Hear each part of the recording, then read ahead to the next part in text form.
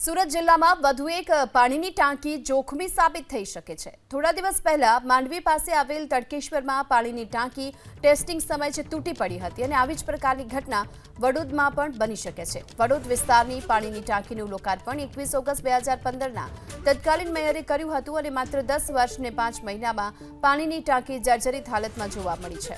આ ટાંકીની હાલત એવી છે કે કોઈ પણ સમયે ધરાશાયી થવાની શક્યતા, જેના કારણે સ્થાનિક નાગરિકોના જીવને ગંભીર જોખમ ઊભું થયું। સ્થાનિકોની માંગ છે નાગરિકોની સુરક્ષાને ધ્યાનમાં રાખી આ પાણીની ટાંકી ઉતારી લેવામાં આવે અને ભ્રષ્ટાચાર માટે જવાબદાર અધિકારીઓ અને કોન્ટ્રાક્ટરો સામે કડક કાર્યવાહી કરવામાં આવે। પાણી સમિતિના ચેરમેનનું જો કે કહેવું છે કે ટાંકીનો રિપોર્ટ નેગેટિવ આવ્યો છે અને પાણીનો સપ્લાય બંધ કરી દેવામાં આવ્યો છે।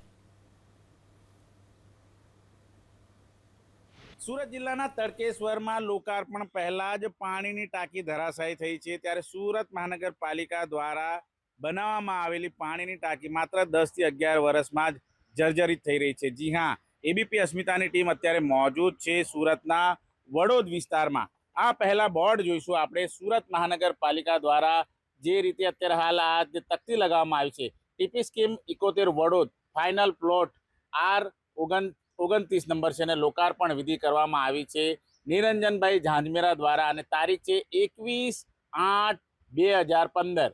અત્યારે 2026 ચાલી રહ્યું છે, ત્યારે માત્ર 10 થી 11 વર્ષમાં જ આ જોઈ શકાય છે પાણીની ટાંકી હાડપિંજરનું સ્વરૂપ ધારણ કરી લીધું છે અને ઉપર પાણીની ટાંકી ઉપર ચડવું હોય તો વ્યક્તિ કઈ રીતે ચડી શકે? આ ખખડધજ હાલતમાં જે રીતે ગમે ત્યારે અકસ્માત થાય તેવી સ્થિતિ અત્યારે હાલ જોવા મળી રહ્યું છે, ત્યારે વડોદની આ પાણીની ટાંકીએ હાડપિંજરનું સ્વરૂપ ધારણ કરી લીધું છે।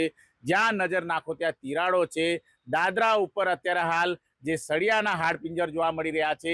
ગમે ત્યારે આ ટાંકી ધરાશાયી થાય તેવી સંભાવના છે, ત્યારે અહીં જોઈ શકાય છે કોન્ટ્રાક્ટર દ્વારા આ રીતે માત્ર રિપેરિંગના નામે થીંગણા મારીને અહીંથી જે રીતે કામ પૂરતું કરવામાં આવતું હોય છે, પરંતુ જે સ્થિતિ અત્યારે હાલ તમે જોઈ શકો છો, અંદરની તસવીરો તમને બતાવીશું કે કયા પ્રકારે હાડપિંજર જેવી સ્થિતિ અત્યારે હાલ આ જોવા મળી રહી છે। આ દ્રશ્ય જોઈ શકાય છે, ભયાનક દ્રશ્ય। આ કોન્ટ્રાક્ટરના પાપે આ પ્રમાણેની સ્થિતિ સર્જાય છે। માત્ર 10 થી 11 વર્ષમાં કઈ રીતે આ જે મટીરિયલ છે એ ખખડધજ થઈ શકે, કયા પ્રકારે આ સ્થિતિ આ જોઈ શકાય છે। આ રીતે આખો સળિયો છે, એ સળિયો અત્યારે હાલ કાટ ખાયેલો જોવા મળી રહ્યો છે। ત્યારે આ પાણીની ટાંકી જો વહેલામાં વહેલી તકે નહીં ઉતારવામાં આવે તો મોટી દુર્ઘટના થાય તેવી શક્યતાઓ છે। ત્યારે આ બાબતને લઈને જે સુરત મહાનગરપાલિકા છે તેણે વિચારવાની જરૂર છે। શું આ ટાંકીના પણ હાલ સુરત જિલ્લામાં તડકેશ્વરમાં થયેલી એવા કરવા છે કે પછી આ ટાંકીને લઈને કોઈક મહત્વપૂર્ણ નિર્ણય લેવો છે? ધનરાજ બાગલે, એબીપી અસ્મિતા, સુરત। સુરતના વડોદ વિસ્તારમાં આવેલ જર્જરિત ટાંકીને લઈને સ્થાનિકોમાં આક્રોશ છે। લોકો સાથે વાતચીત કરીશું। તમે જણાવો, કેટલી ગંભીર પરિસ્થિતિ છે આ પાણીની ટાંકીની?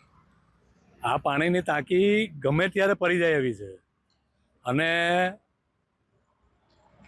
અને એટલી બધી ખરાબ પરિસ્થિતિ છે, તમે જોઈ શકો છો પાછળ કે એની સીડી પગથિયા આ તે બધા સળિયા દેખાય છે ઉપરથી, અને ગમે ત્યારે પડી જશે એટલે કોઈ જાનહાનિ થશે તો આને માટે મહાનગરપાલિકાએ તાત્કાલિક ધોરણે એને ઉતારી દેવી જોઈએ। અને આમાં એટલું હલકી કક્ષાનું કામ થયું છે, કોન્ટ્રાક્ટરની શું જવાબદારી છે આની અંદર?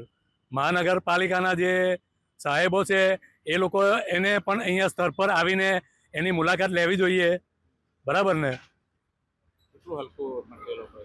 મટીરિયલ તો એવું છે જાણે કે આને એક જ ટક્કર મારે ને જેસીબી તો તરત જ તૂટી જાય એવી છે।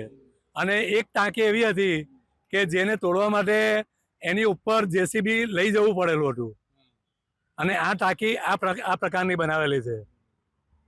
બેન, તમે અહીં રહો છો, કેટલો ડર લાગતો હશે? કઈ રીતે?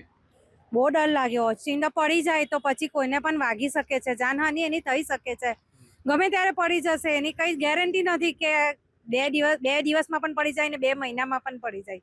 એટલે મહાનગરપાલિકાએ એનું કામ કરાવવું જોઈએ।